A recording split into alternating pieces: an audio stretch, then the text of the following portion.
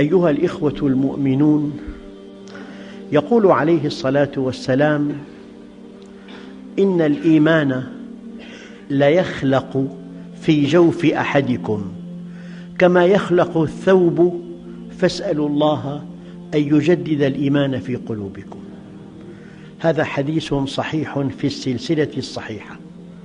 هذا الحديث يؤكد أن الإيمان يزداد وينقص، يقوى ويضعف، فإذا ضعف الإيمان فلا بد من تقويته، وإذا تناقص فلا بد من تجديده. الحقيقة الثانية، يقول عليه الصلاة والسلام: ما من القلوب قلب إلا وله سحابة كسحابة القمر، بينما القمر مضيء إذ علته سحابة فأظلم، إذ تجلت عنه فأضاء. المؤمن معدنه طيب، والمؤمن معرفته ثابتة. قد تأتيه سحابة صيف فتحجب عنه أحواله التي كان يسعد بها، أو تحجب عنه إقباله الذي كان يطرب له. هذه السحابة سرعان ما تزول إذا كان إيمانك متيناً، وإذا بني على أسس صحيحة، وإذا كنت متصلاً بالله عز وجل، ثم فتر قلبك وضعف إيمانك، فهذا الضعف عارض، والأصل أنك مؤمن، فعالج هذه الحالة. أيها الإخوة الكرام، الحقيقة المستنبطة من هذين الحديثين الصحيحين أن الإيمان يزيد وينقص، وهذا من صميم اعتقاد أهل السنة والجماعة. فإن الإيمان كما يقال نطق باللسان، واعتقاد بالجنان، وعمل بالأركان، يزيد بالطاعة وينقص بالعصيان. الإيمان نطق باللسان، واعتقاد بالجنان، وعمل بالأركان، يزيد بالطاعة وينقص بالعصيان. الأدلة من كتاب الله عز وجل ليزدادوا إيماناً مع إيمانهم. أيكم زادته هذه إيماناً؟ من أدلة السنة النبوية المطهرة: من رأى منكراً فليغيره بيده، فإن لم يستطع فبلسانه، فإن لم يستطع فبقلبه، وذلك أضعف الإيمان. فالإيمان يضعف ويقوى، يزداد وينقص. أيها الإخوة الكرام، كواقع، لو أنك دخلت إلى مسجد واستمعت إلى درس علم وتفاعلت معه تفاعلاً شديداً، ترى نفسك قريبة من الحق، قريبة من الله، قريبة من الآخرة. لو دخلت إلى الأسواق وفيها المنكرات، وفيها الغاديات الرائحات، وفيها الكاسيات العاريات، وفيها البضائع براقة والأسعار مرتفعة، تعود وقد شعرت بانقباض.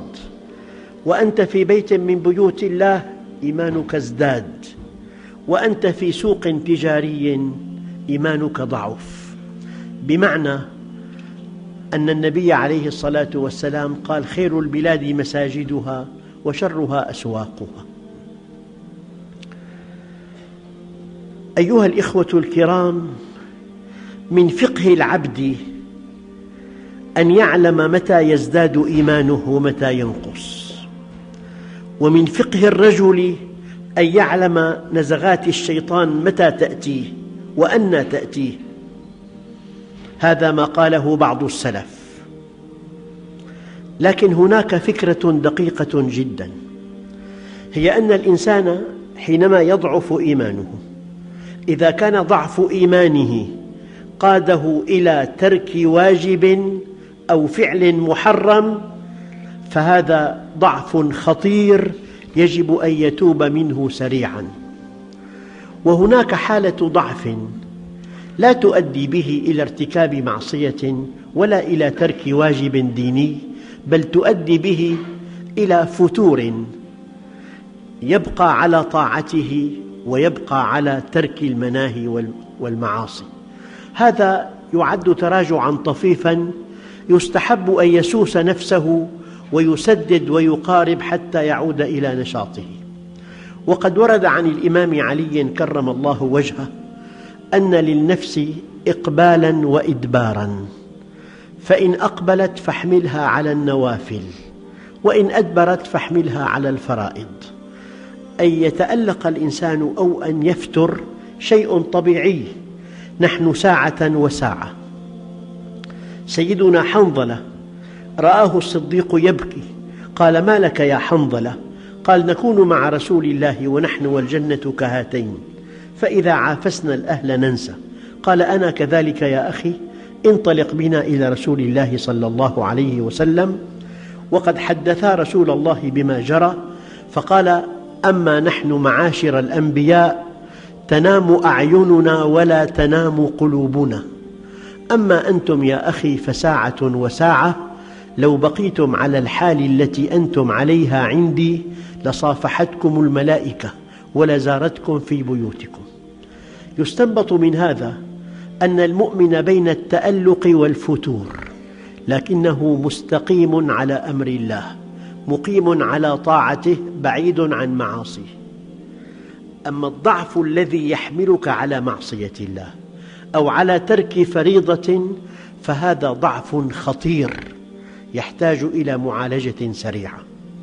إذا كان الضعف طارئاً وكان الضعف طفيفاً ففترت عزيمتك، هذا ضعف يعالج معالجة هادئة بسيطة. أما إذا كان الضعف خطيراً حملك على معصية أو حملك على ترك طاعة فهذا ضعف يحتاج إلى معالجة إسعافية. أيها الإخوة الكرام،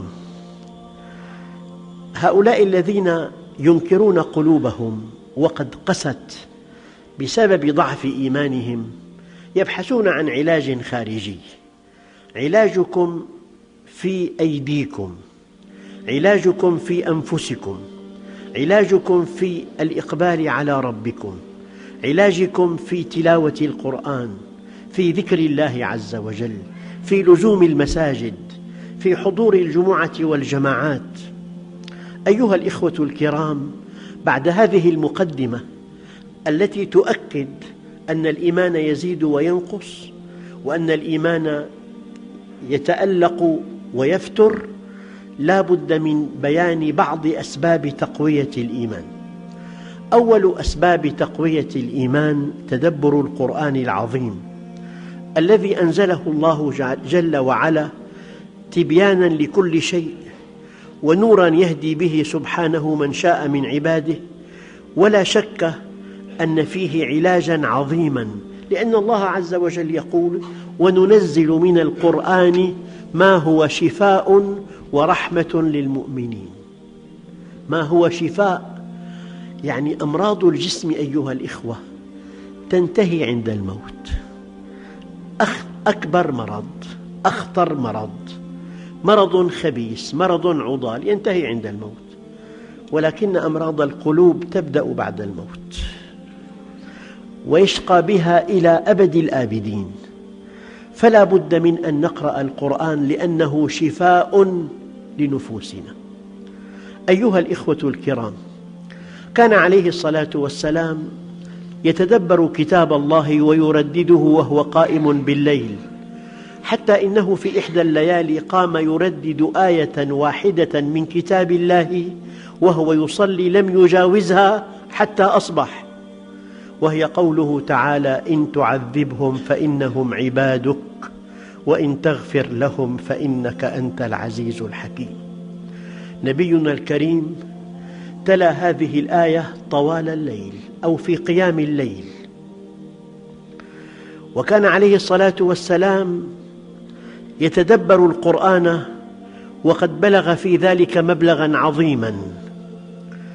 روى ابن حبان في صحيحه بإسناد جيد قال: دخلت أنا وعبيد الله بن عمير على عائشة رضي الله عنها فقال عبيد الله بن عمير: حدثينا بأعجب شيء رأيته من رسول الله صلى الله عليه وسلم.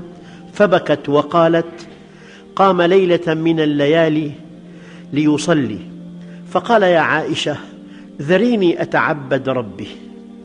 قالت: قلت: والله إني لأحب قربك وأحب ما يسرك. قالت: فقام فتطهر ثم قام يصلي، فلم يزل يبكي حتى بل حجرة، ثم بكى فلم يزل يبكي حتى بل الأرض، وجاء بلال يؤذنه بالصلاة، فلما رآه يبكي قال: يا رسول الله، تبكي وقد غفر الله لك ما تقدم من ذنبك وما تأخر؟ قال: أفلا أكون عبدا شكورا؟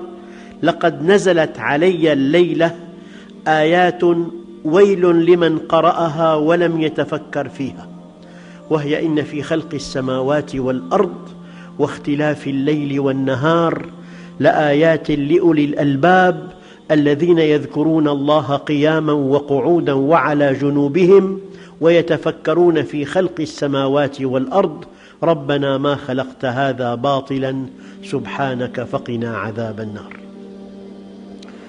أيها الإخوة الكرام، القرآن كتاب هداية، فيه وعد ووعيد، فيه توحيد ووعد ووعيد وأحكام وأخبار وقصص وآداب وأخلاق آثارها في النفس متنوعة.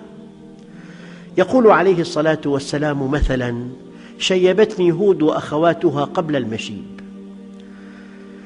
وفي رواية: شيبتني هود والواقعة والمرسلات وعما يتساءلون وإذا الشمس كورت. هذه السور شيبت رسول الله صلى الله عليه وسلم لما احتوت من حقائق الإيمان والتكاليف العظيمة التي ملأت بثقلها قلب النبي صلى الله عليه وسلم. ولعل الآية التي عناها في سورة هود: فاستقم كما أمرت ومن تاب معك.